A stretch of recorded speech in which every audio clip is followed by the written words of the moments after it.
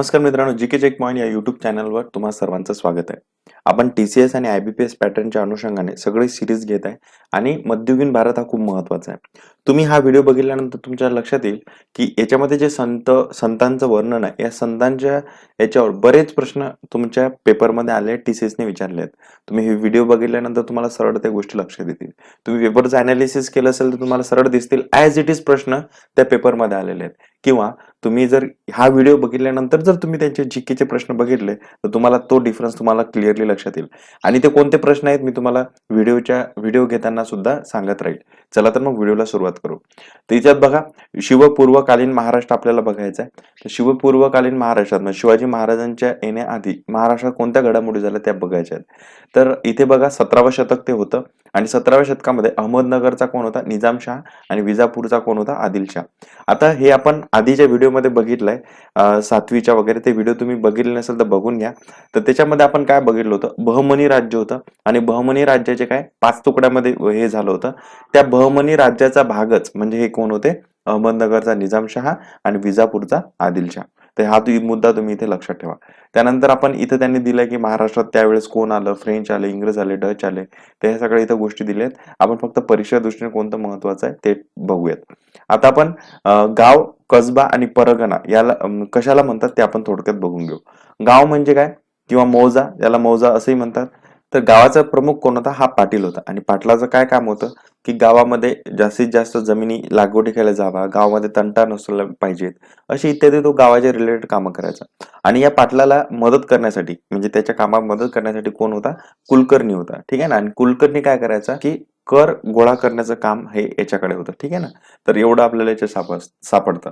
त्यानंतर कसबा जर विचार केला तर कसबा सुद्धा एक गावच होतं, पण याचं स्वरूप जे होतं हे मोठं खेडगाव होतं. ठीक आहे ना. आणि असं म्हणू की बा परगण्याचं जे मुख्य ठिकाण कोणतं होतं? तर कसबा असायचं.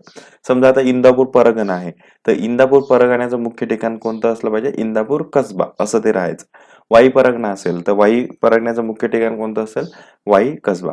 आणि शेटे किंवा महाजन हे जे लोक होते, या पेठेचे वतनदारी किंवा कारभारी असे. प्रत्येक गावात पेठ होतीच असं काही नव्हतं.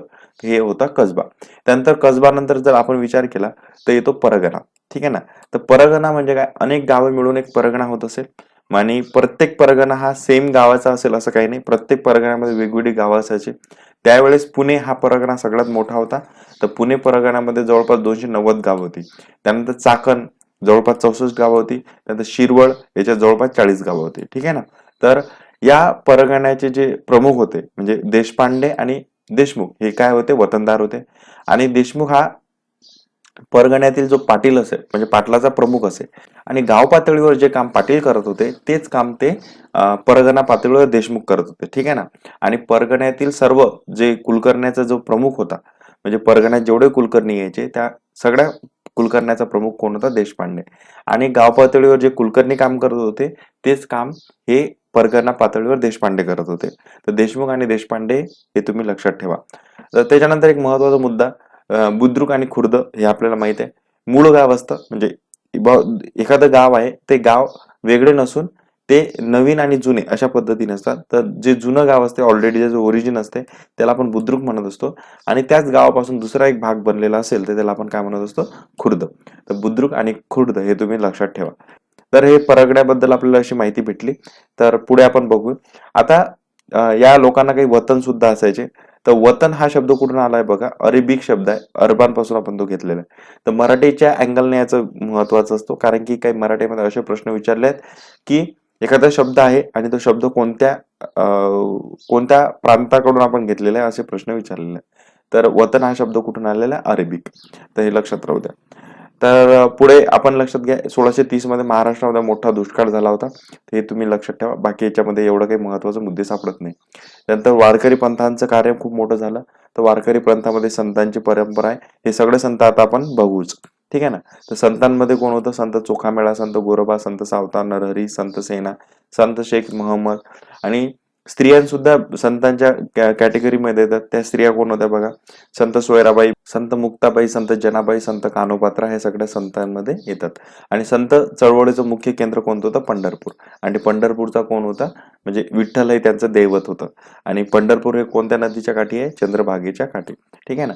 आता ही संत परंपरा आणि ते संत कोणते होते हे थोडक्यात आपण बघू. आता इथे इथे तुम्हाला सगळं महत्वाचं सुरू होणार आहे. कारण की मी जसं तुम्हाला ऑलरेडी सांगितलं की यामधले प्रश्न ॲज इट इज तुमच्या TCS मध्ये विचारलेत. तुम्ही जर पेपरचं अनालिसिस केलं तर तुम्हाला लक्षात येईल, किंवा तुम्ही केलेले नसेल तर आपण व्हिडिओ ऑलरेडी जीकेचे व्हिडिओ टाकलेले आहेत, ते तुम्ही बघा आणि तुम्हाला लक्षात येईल की हे प्रश्न कदाचित याच्यातूनच काढलेले असतील. ठीक आहे ना, म्हणून हे महत्वाचे ठरतात. चला तर मग आपण बघू संत ज्ञानदेव. संत नामदेव हे उत्तम कीर्तनकार होते. ठीक आहे ना, आणि यांनी बरेच चांगल्या गोष्टी केलेल्या आहेत.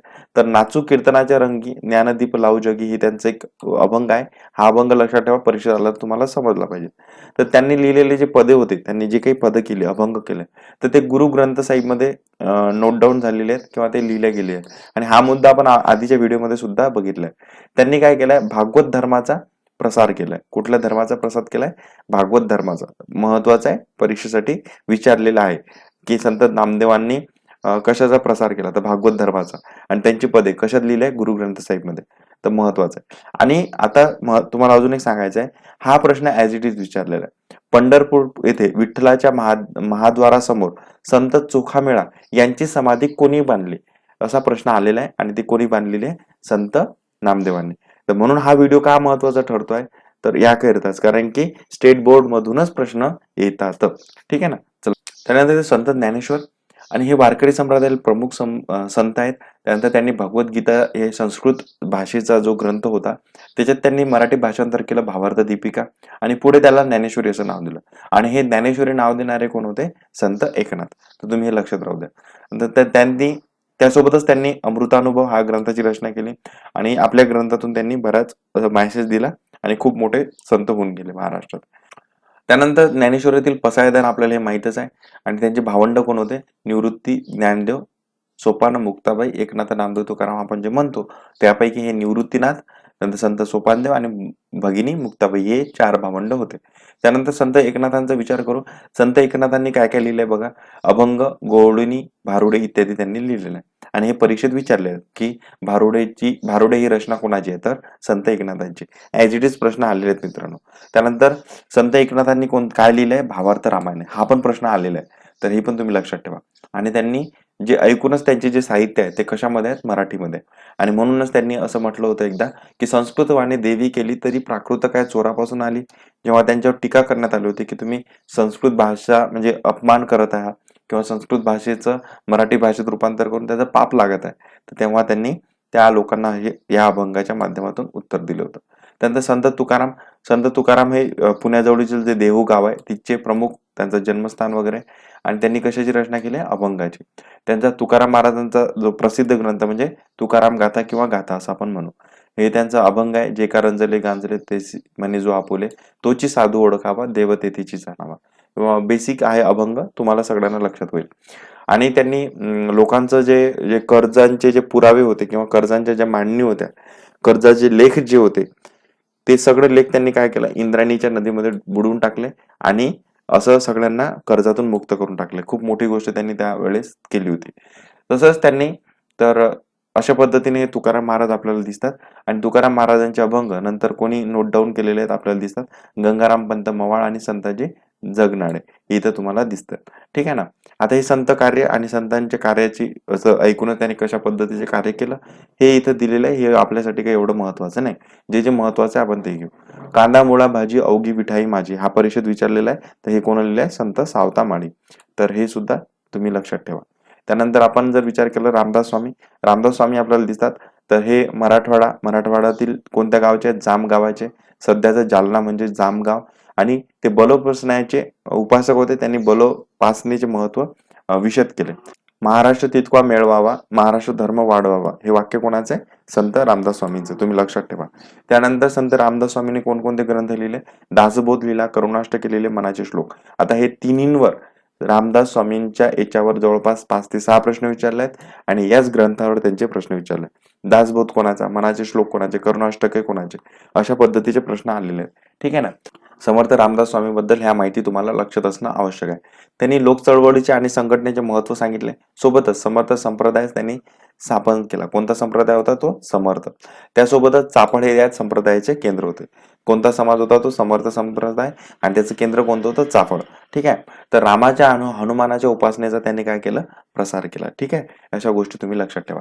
आणि आपल्या विचाराच्या प्रसारात त्यांनी काय केलेलं आहे? भरपूर प्रवास केलेला आहे. ठीक आहे. तर अशा पद्धतीने ऐकून तुम्हाला संत दिसतात आणि जितके काही मुद्दे अंडरलाईन केलेले आहेत किंवा तुम्हाला मी सांगितले ते सगळे परीक्षेत आलेले आहेत आणि तेच मी तुम्हाला घेतलेले आहेत. म्हणून तुम्ही हे मुद्देच लक्षात ठेवा. परीक्षे दृष्टीने महत्त्वाचे आहेत. ठीक आहे ना? चला तर मग भेटूया आपण पुढच्या व्हिडिओमध्ये. सबस्क्राईब केलं नसेल तर नक्की करा आणि असेच व्हिडिओ पाहत राहा, कारण की सगळं काही इथं महत्त्वाचंच होत असते. चला तर मग भेटूया पुढच्या व्हिडिओमध्ये. धन्यवाद.